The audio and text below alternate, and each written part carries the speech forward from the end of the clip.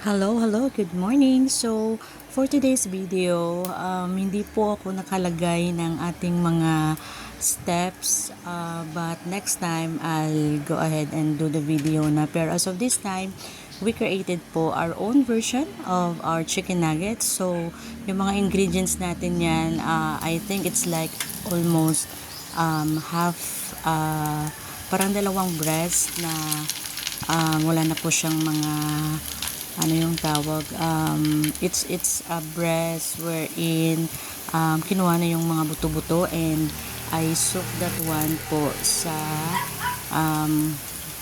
water, and then nilagyan natin ng paminta, salt and pepper, and then hanggang na lumambot yung chicken natin. And after that, in-include ko na lang yung patatas for the boiling process, para at least hindi na po siya mahirap na i-mash. And then combine lang natin po siya with the salt and pepper again, and if you have your garlic powder, you can place that one, and as well magic sarap.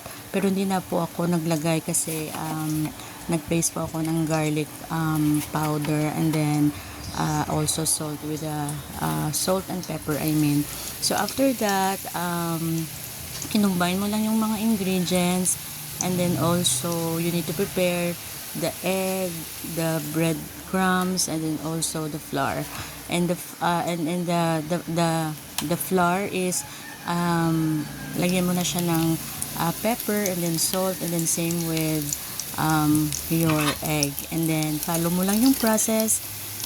Soak mo yung first sa flour, then second sa egg, and then after that, yung last is the breadcrumbs na.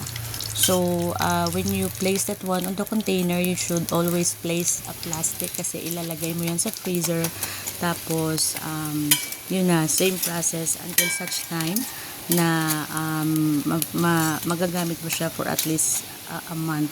So, and then when you cook, you just place in on a mild or mahinang apoy, and then sa mainit na mantika. So, yun lang po. Bye-bye!